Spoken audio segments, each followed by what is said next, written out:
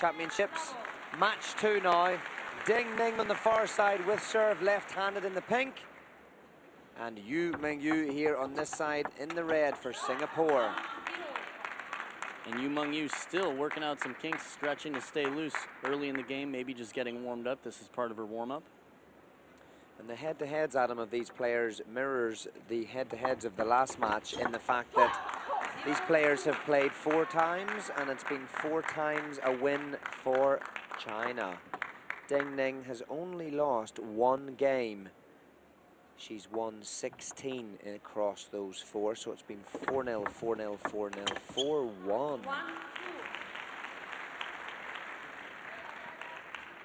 So clearly the favourite, Ding Ning, especially world ranked at number 2. Yu Mengyu ranked currently at number 18.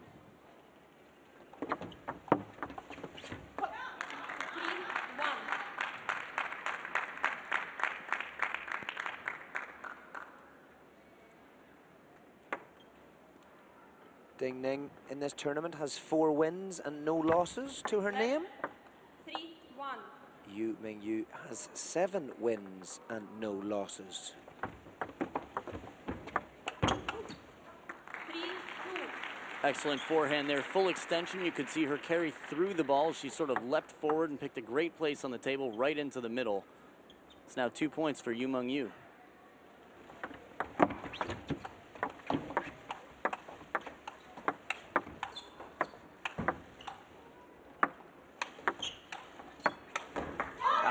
She imparted a lot of topspin on that last one, Ding Ning.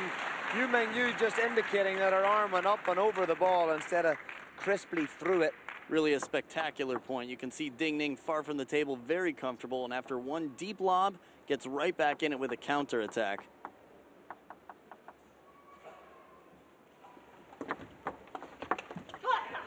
It's a tough situation to be in. Yu keeping the ball on the backhand corner. If she tries to break it out wide to the forehand, it looks like a very high-risk shot. Might be criticized for missing that ball. Maybe that's what it's going to take. And she does it. She does 2 to the backhand fast and then wide out to the forehand. Great change of direction. Not giving much tell signs. Trying to keep it discreet as possible and still changing the placement. Ding Ning up 5-3 with the serve.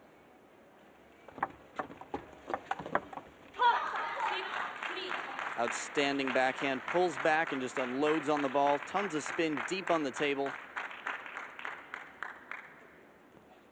Strong from Ding Ning and a clenched fist. Lots of activity coming through on the Twitter handle at ITTF World and hashtag #TTokyo 2014, Adam. Fancy a couple of questions? Absolutely. What do you have, Johnny? So, Super and Duta, thanks for getting in touch. A couple of thoughts here. What is the most important advice coaches give during timeouts and breaks? What is the most important for the player to grab during that time? 3-7.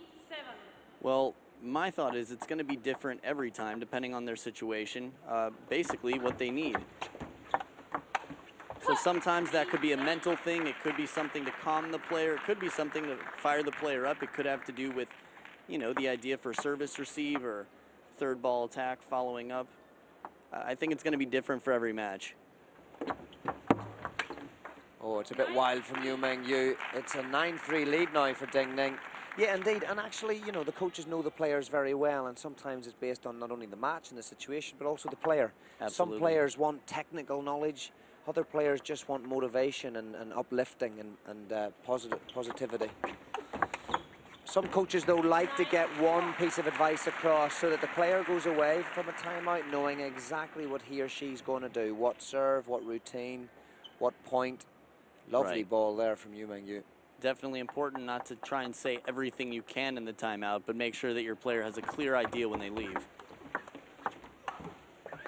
Oh, nice control for Yu Mengyu. Subhan Dutta has another thought about the technology. Do you think the camera is a good addition to table tennis, and what happens about around the net shots? I was wondering that myself. A lot of the players here hit some very exciting balls that might be stopped by that camera. A little bit off the top of the net. Yu Mengyu making a comeback, trailing by 3. As far as the camera goes, I think that's something they probably thought carefully about and figured it's very rare that the camera will actually interrupt an outstanding point. So it might be worth it so that the spectators can enjoy a really cool perspective. Wise decision, I think. Left, 6-9. Important service point here from Yu Mengyu. 6-9. Needs to be 7-9 really. Bit tight on that topspin. Great dig though from Ding Ning, loaded with backspin that one. And now with serve, surely will seal the first game. Left, 10-6.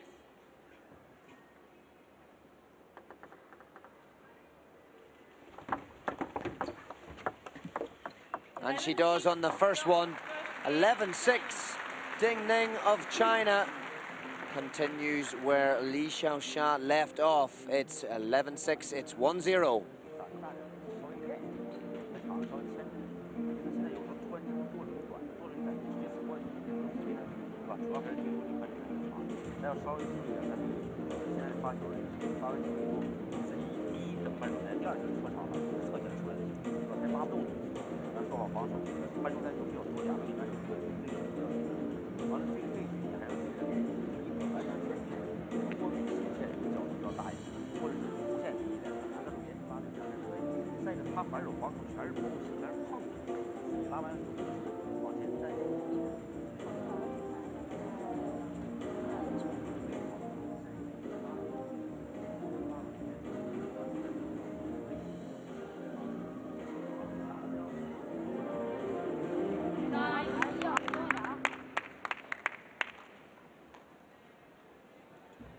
As far as timeouts go, it's a very tough job for a coach when you're playing a player who's got just an incredible range of shots and abilities, and really have to focus to find some high-risk strategy to shut them down, knowing that your player might not win a lot of these points, might lose him outright, but has to take these risks.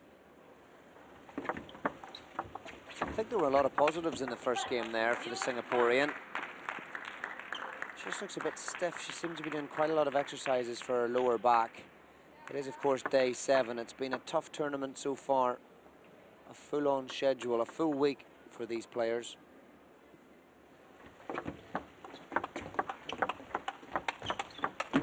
That's great speed. Ding Ning very, very solid in that department, and she's off the blocks here at 2-0. I've got a thought here from Rama on Twitter. What are the latest technological equipment improvements, like tennis had polyester strings? Ah, great rally indeed. Well, there are lots of things happening in table tennis. They're continuing to try to look for the safe combinations on the rackets. They did away with the glue scenario, for example. There's also some developments en route with the new ball. Should be in play by the 1st of July. The problem, I believe, is the manufacturing. There aren't enough balls at the moment. Some leagues will take them on, some leagues might not, so that'll be an interesting scenario. Still a lot to work out on that. As far as rubber goes, the tensor technology that replaced speed glue so that the ball has a speed glue effect on every shot is very popular. That's been around for a few years now and is pretty overwhelmingly favorite with players. So lots going on, Rama. Thank you for your tweet. And the last one, again from Supran Dutta, thanks for your energies. Can Singapore repeat the heroism of 4 years back to beat China? Do they have the power? Oh, well, I mean, that's an example there where Yu Mengyu's in the rally. So do they have the firepower? Yeah, they have the capabilities. They have the shots. Look at that. They're in rallies. But the Chinese team, they're just that little bit stronger in all departments, and the score reflects that, right? 6-0. It's going to be tough for Singapore, because not only are the girls from China stronger on paper, they want this. They've come right out of the blocks this afternoon. Yeah, we talked about it before. The history does not mean that they can take it easy. They need to repeat. There's a lot of pressure. The whole country's watching, which is quite a few people. They really want to see him do this. And of course, the Chinese women's team, they do have the top 5 in the world. Incredible. 7-0, Ding Ning. Love the service action of Ding Ning. Was a photograph that made the full spread of one of the British newspapers at London 2012, was as the ball went up. Looked as if it was kind of just perched in front of her. Big pendulum arc, looked really, really good. Like a swan. Yeah. 1-8. We've seen all different attempts here. We've seen a lot of long rallies with Yu Meng-yu, counter-attacking, looping, getting her forehand in. She's trying to end the point a little quicker now, seeing if that'll work.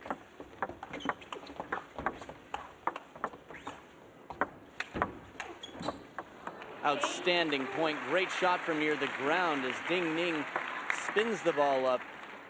Gets out of the way of that ball. Touching it. Outstanding defense. Forehand counter loop. Still threatening. But great pressure from Yu Meng-yu. And she takes the second point to be down 2-8. Still trailing by a lot. 8-3.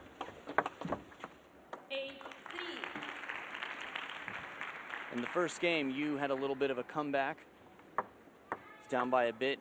Had a nice sequence of points. Still has a long way to go, but showing some tactical improvements. 3-9. And the placement of that serve, maybe just an inch off the back edge of the table.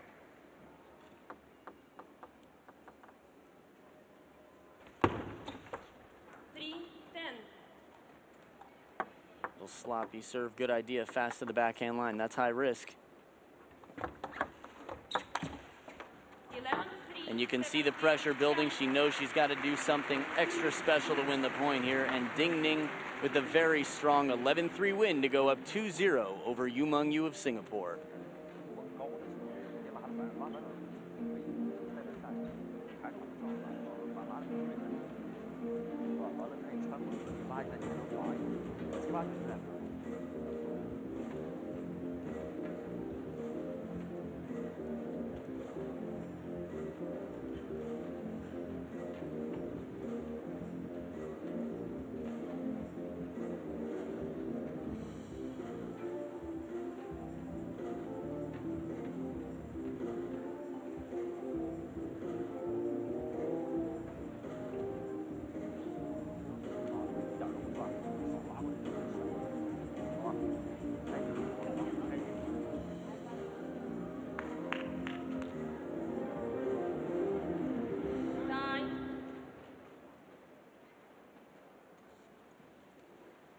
Time called by the umpire. Ding Ning very, very comfortable here at 2-0. Focused on chalking up another victory in this semi-final. The first of the two semi-finals in the women's team. The other semi-final is Hong Kong against Japan.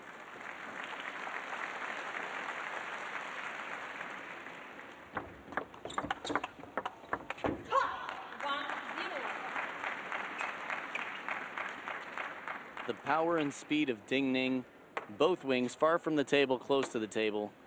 Definitely a challenging task, to say the least, for Yu Meng-yu. Lovely message from Super Nduta saying thank you for answering questions anytime. Thank you for taking the time yourself and getting in touch with us. Hope you're enjoying the table tennis. Yeah, don't be shy out there. We're happy to hear from you.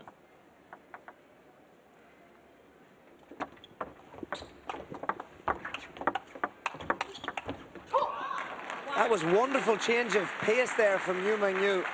She spun the first couple and then accelerated. That was the spin ball. Then she went for the acceleration. But Ding Ning was equal to it. That's incredible stuff. The reaction time is so short, makes it look easy. And that backhand right there, just a rocket really wide. Not easy to put the ball past Ding Ning. As you mentioned on the point before, the anticipation, we get questions, people say, why'd she hit the ball right to her? And it's definitely not the case. It's just that the opponent is getting right to where the ball's going that fast.